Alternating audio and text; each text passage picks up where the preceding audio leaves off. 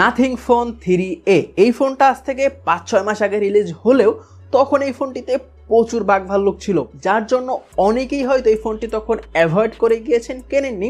কিন্তু 5-6 মাস পরে এসে এই ফোনটার সেই বাগভাল্লুকগুলো ফিক্স হয়েছে কিনা এবং এই ফোনটা কি বর্তমানে the best value for money phone হতে পারে কিনা, এবং আপনি যদি এই ফোনটা কিনতে চান তাহলে আপনার ডিসিশনটা সঠিক হবে কিনা সবকিছুই জেনে যাবেন এই ভিডিওটা শেষ পর্যন্ত দেখলে। তো 5-6 মাস পরে এসে এই ফোনটা নতুন করে রিভিউ করা যাক। তো wasting any single of second, let's start.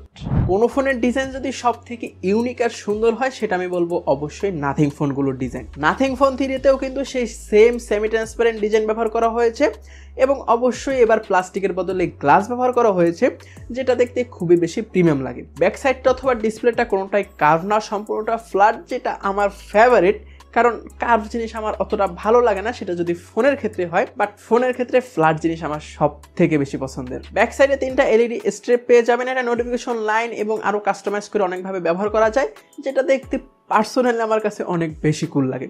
আপনি যদি বর্তমানের গতানুগতিক ফোনের ডিজাইনগুলো থেকে বোরিং হয়ে যান, একটু ইউনিক কিছু ট্রাই করতে চান, তাহলে অবশ্যই নাথিং ফোনগুলো ট্রাই করতে পারেন। বিশেষ করে নাথিং ফোন 3A তো হাইলি রিকমেন্ডেড যদি আপনার বাজেট থাকে মাত্র 33 বা 34 হাজার টাকার আশেপাশে। হ্যাঁ, এই ফোনটি বিভিন্ন কালারে বেস ভেরিয়েন্ট 33 হাজার টাকায় পাওয়া যাচ্ছে বর্তমানে, কোথাও কোথাও কম বেশি হতেও পারে। যেহেতু এটা আমাকে কেউ স্পন্সর করেনি, এজন্য আমি কোনো শপের নাম নিলাম না, আপনি আপনার পছন্দ মতো যে কোনো শপ থেকে কিনে নিন। এই ফোনটিতে IP64 ব্যবহার করা হয়েছে, এর মানে এই ফোনটি ধুলোবালি এবং পানির ছিটাফোঁটা থেকে সম্পূর্ণ সুরক্ষিত। হ্যাঁ, অন্য ফোনে যেখানে আইপি রেটিংগুলো আরও বেশি থাকলেও অনেক সময় দেখা যায় পানির ভিতরে বা পানিতেও সার্ভাইভ করে নিতে পারে, পানি থেকেও অনেকটা সুরক্ষিত থাকে, বাট এই ফোনটায় ওরকম কোনো ব্যবস্থা নাই, এটা জাস্ট পানির ছিটাফোঁটা থেকে নিজেকে রক্ষা করতে পারে। হ্যাঁ, আপনি তো আর বৃষ্টির ভিতরে ভ্লগিং অথবা সুইমিং পুলে গিয়ে ভিডিও করতেছেন না, তো আপনার ওয়াটারপ্রুফ দরকার নাই, যেটা দিয়েছে আমি মনে করি more than enough regular user হিসেবে। তবে মজার বিষয় খেয়াল করবেন, এই ফোনটির ডান সাইডে কিন্তু এক্সট্রা একটা বাটন দেওয়া হয়েছে, এটিকে নাথিং এসেনশিয়াল বাটন বলতেছে। এই বাটনটির মাধ্যমে বর্তমানে তো স্ক্রিনশট নেওয়া যায় এবং ভয়েস নোট করে রাখা যায়, অনেকটা এআই ফিচারের মাধ্যমে এটা কাজ করে। এটা ডিটেলসে আরও জানতে পারবেন, আমি জাস্ট শর্টকাটে বলে দিচ্ছি। হ্যাঁ, এটা একটা দারুণ ইনোভেশন বলতে পারেন, অনেকের এই ভয়েস নোটটা অনেক বেশি কাজে দেয়। আপনি চাইলে এটার মাধ্যমে রিমাইন্ডারও সেট করতে পারবেন, তো এটা যদি ঠিকঠাক মতো ইউজ করা যায় তাহলে এটা অনেক বেশি হেল্পফুল হতে পারে। এটিতে 1 billion colour supported AMOLED display, তার সাথে 120 হার্টজ, যেটা আসলেই বেশ ভালো ছিল, এবং HDR10+ এর সাপোর্টও পেয়ে যাবেন। এটিতে 3000 নিটস এর পিক ব্রাইটনেস পেয়ে যাবেন, যার মাধ্যমে ডে লাইটে ব্যবহার করতে কোনো রকমের ইস্যু আমি ফেস করিনি। তবে ডিরেক্ট সূর্যের আলোর নিচে গেলে কিছুটা প্রবলেম হচ্ছিল, বাট ডে লাইটে কোনো রকমের আউটডোরে প্রবলেম হচ্ছিল না, বেশ ভালোই ছিল এই ডিসপ্লের ব্রাইটনেস। তবে নাথিং ফোনের ডিসপ্লে কিন্তু এখনো খুব ন্যাচারাল টোন দেয়, মানে অন্য সব অ্যামোলেড ডিসপ্লের মতো একটু ভাইব্রেন্ট বা একটু বুস্টেড কালার দেয় না, মানে এই কালার টোনটা হালকা ডাল বা একটু ন্যাচারাল টোন প্রোভাইড করে। এর মানে হলো এই ফোনটা থেকে আপনি যদি অন্য ফোন ইউজ করেন সেক্ষেত্রে অন্য ফোনের কালারগুলো একটু বুস্টেড বা একটু বেশি ভাইব্রেন্ট মনে হবে, বাট এই ফোনের কালার সম্পূর্ণ ন্যাচারাল, একটু ডাল বা একটু ন্যাচারাল টোনের লাগে।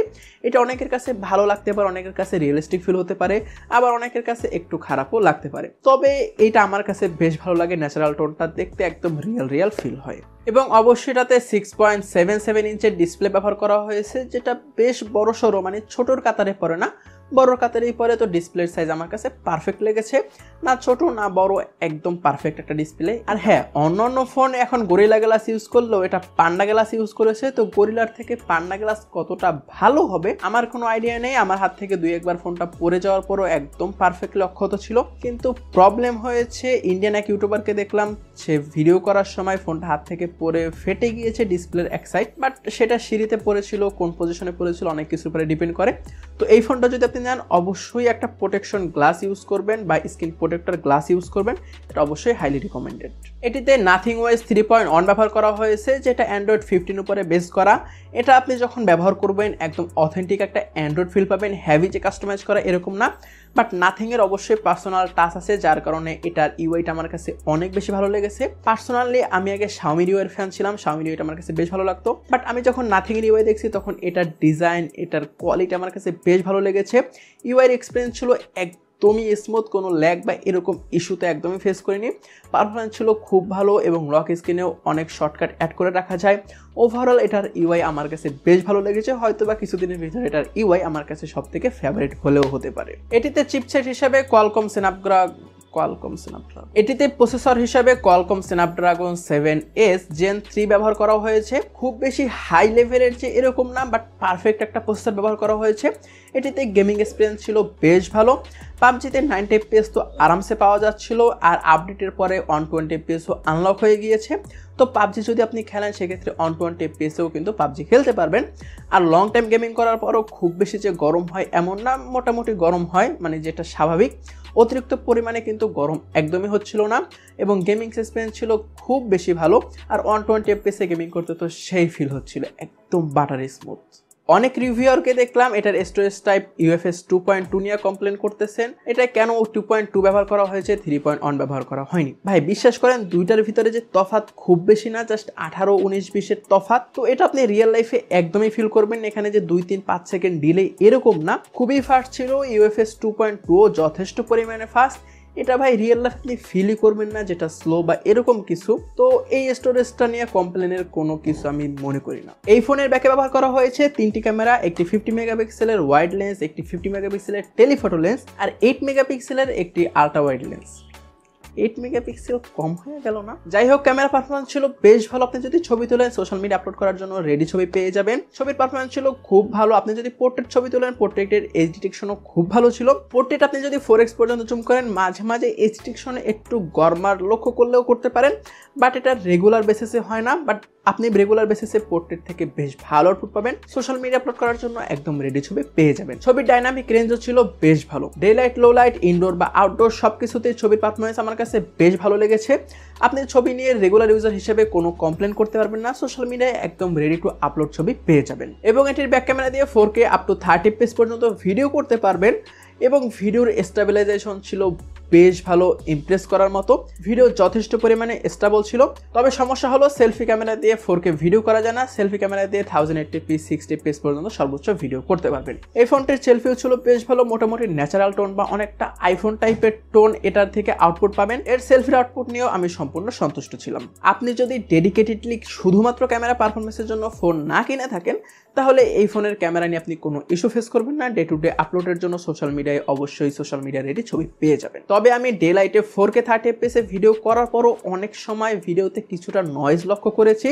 এখন এটা কেন হয়েছে আমি এখন পর্যন্ত শিওর না। তবে হ্যাঁ, ডে লাইটে কিছু কিছু সময় ভিডিওতে আমি নয়েজ লক্ষ্য করেছি। তো এই বাজেটে এই ফোনটির ক্যামেরা পারফরমেন্স ছিল জাস্ট ব্যালেন্স, না বেশি না কম, জাস্ট পারফেক্ট। এই ফোনটিতে 5000 mAh ব্যাটারি ব্যবহার করা হয়েছে এবং 50 ওয়াটের ফাস্ট চার্জিং ব্যবহার করা হয়েছে। তবে দুঃখের বিষয় হলো নাথিং বক্সের ভিতরে কোনো চার্জার দেয় নাই। আপনি যদি অরিজিনাল নাথিং এর চার্জার কিনতে চান সেক্ষেত্রে 3 থেকে 4000 টাকার মতো খরচ হয়ে যাবে।